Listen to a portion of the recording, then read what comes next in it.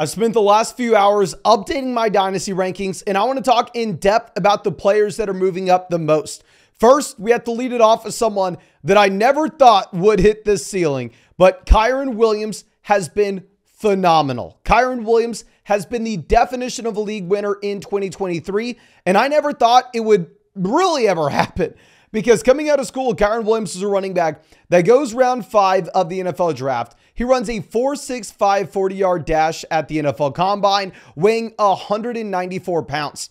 Now, in our entire database, we went through and we looked at running backs that were this small, and every single one of them had one thing in common. They were elite level athletes. We had never seen a running back before at this size be able to overcome his lack of size and his lack of speed at the NFL Combine to actually dominate in fantasy. But that's exactly what he has done. If you look at what Kiron Williams just did this season, he goes out, he averages 95 rushing yards per game. He averages 17 receiving yards per game, and he averages 21.5 fantasy points per game.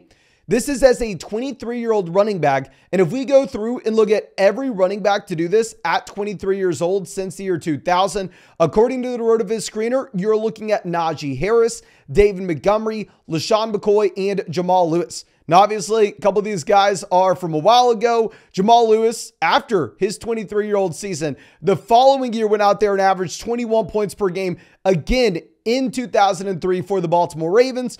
So he was a solidified stud in fantasy. LaShawn McCoy helped me win my first fantasy football championship, for which I am forever grateful.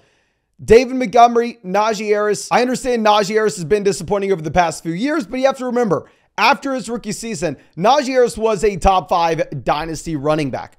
Now, if I'm looking at where I currently am ranking Kiron Williams, who's about 23 and a half years old, I moved him to a 36 in my Dynasty Superflex rankings. This is directly after TJ Hawkinson, Jonathan Taylor, and the rookie pick 105. And this is directly before guys like Jordan Addison and Jackson Smith-Njigba. Now, if you are a rebuilding team, I am not going to fault you at all for deciding to go with the 105, for deciding to go with Jordan Addison, or for deciding to go with Jackson Smith-Njigba over Kiron Williams. If you're that rebuilding roster, maybe you should take someone that is going to be ascending over the next few years rather than the player that's been given the production this season and hopefully next year. But what makes me more confident with Kiron is if you look at the running back landscape in this year's NFL draft, there aren't too many guys that you have to be super concerned about. And it does seem like Kiron is locked and loaded as that starting running back next season, which is why I'm fine having him as my running back 6. But now moving over to another player in the same offense that I had my doubts on. I did not think he had upside, and dear God, I could not be more wrong. Puka Nacua was absurd this season. If Kiron Williams wasn't the league winner, it was Puka in your league. This is a wide receiver that runs a 4.62 40-yard dash. Is a wide receiver that goes at the end of round 5 as a round 5 compensatory pick. Now, you do have okay metrics in terms of his production profile at BYU, but from a metric perspective, Puka did not look like anything special going to Los Angeles. And I'm not joking when I say I'm going to have to do months of research and try to update our prospect model that had a ton of success in 2020, ton of success in 2021, but over the past 2 years, missed out on Puka and missed out on Kiron, and I have to figure out what exactly I did wrong. I think there's more to it than just Sean McVay is a wizard.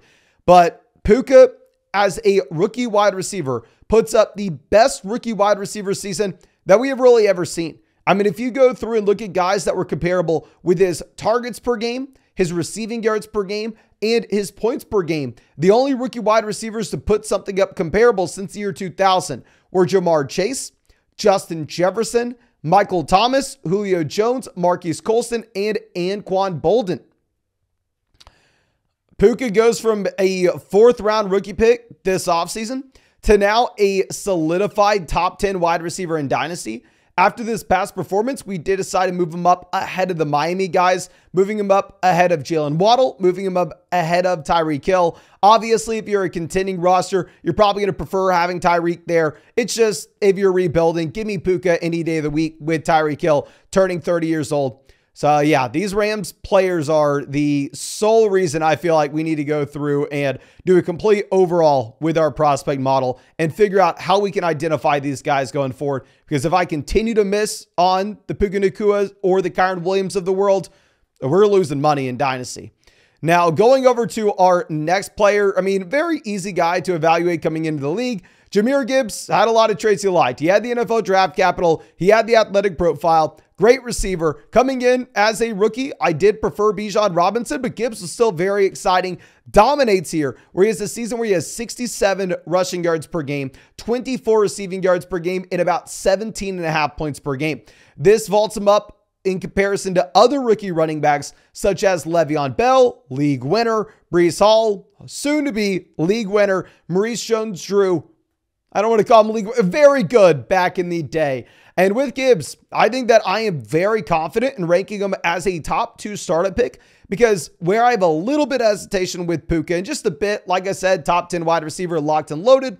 But with Kiron Williams, where I have just a little bit of hesitation, those players don't necessarily have the college prospect profiles we'd love to see. They don't have the same level of team investment. But Jahmyr Gibbs, who was that top 15 NFL draft pick, I'm going to rank him as my running back 1 in Dynasty. I think it's easy to move him there when he has the rookie contract attached to him. I'm going to have him directly between the 102 and 103 in my Dynasty Superflex rookie rankings this year.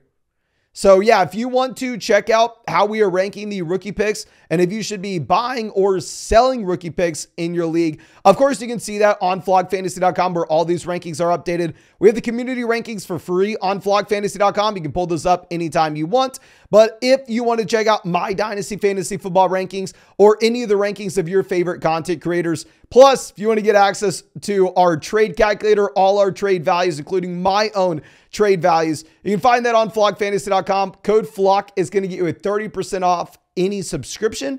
Plus, it's going to get yours truly to break down your Dynasty Fantasy Football team with the podcast. Find that link in the description and comment section. Now, going over to Rashid Rice, this is a wide receiver that was okay as a rookie. I don't want to act like he had a season that Puka did. I mean, he was an okay prospect coming out of school, but he goes through and he comps to guys like Calvin Ridley, CeeDee Lamb, Elijah Moore, and Zay Flowers, where you'll see we do have him ranked back-to-back with Zay Flowers and Devon Achane in our startup rankings currently. My thought process here with Rashid Rice and why I'm going to be ranking him ahead of Flowers, even though I know a lot of people will disagree with this, is if you look at the long-term situation in Kansas City, I am going to be confident in projecting out the Chiefs to be a top 5 passing offense in the NFL over the next 5 seasons.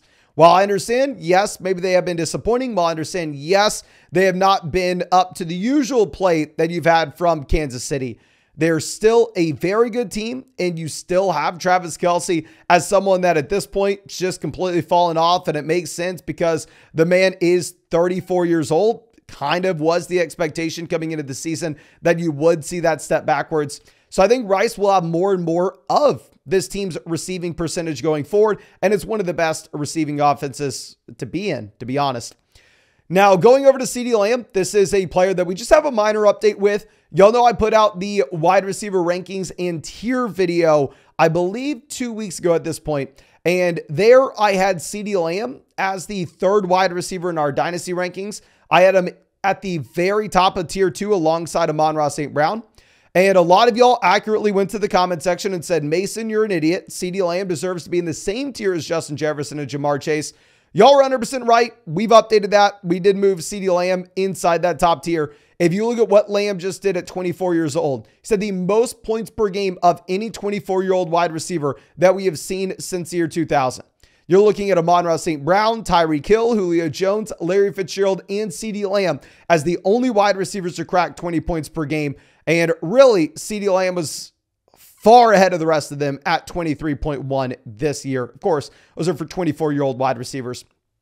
Now, I want to give some small updates. James Cook, Rachaad White both look exciting. Typically, this would be the guys that I'm not necessarily wanting to go all in when it comes to January, February Dynasty Fantasy Football leagues, where we know that the timeline is you're going to get to free agency. You're going to get to the NFL draft. And a lot of these running backs that don't have the same level of investment, such as Jahmyr Gibbs, Bijan Robinson, you could see their jobs at risk. Even if it doesn't mean that this team's going to go out there and draft a running back in round 1, they may take a running back in round 3 and turn it into a running back by committee.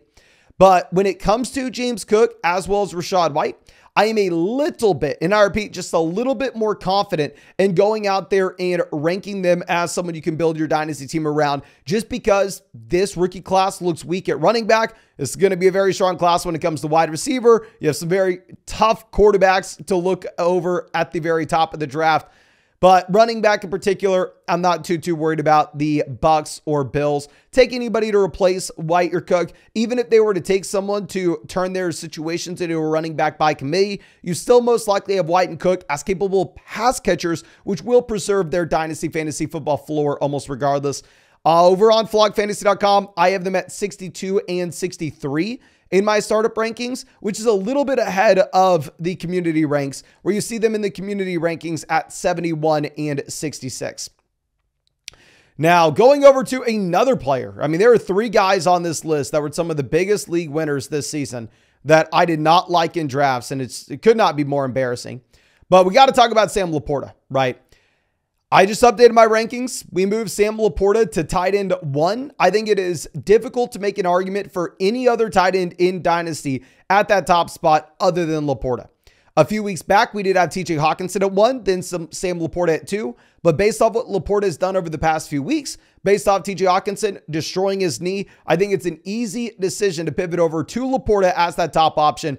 I currently have him 31 in my own rankings. In the expert rankings on flogfantasy.com, that's the average of all the guys over there at the Fantasy Domain, Fantasy Stock Exchange, a Dynasty Land, Fantasy Endgame. So a ton of guys over there in that average. We all have them at 31 average, but the community rankings, which is just everybody who uses the site, have him at 35. So yeah, it looks like the experts are going to go higher on Sam Laporta at this point. And the reason I'm completely fine putting him here at tight end 1 is if you look at what he did as a rookie. Sam Laporta posted the highest points per game that we have ever seen from a rookie tight end, 13.8 points per game.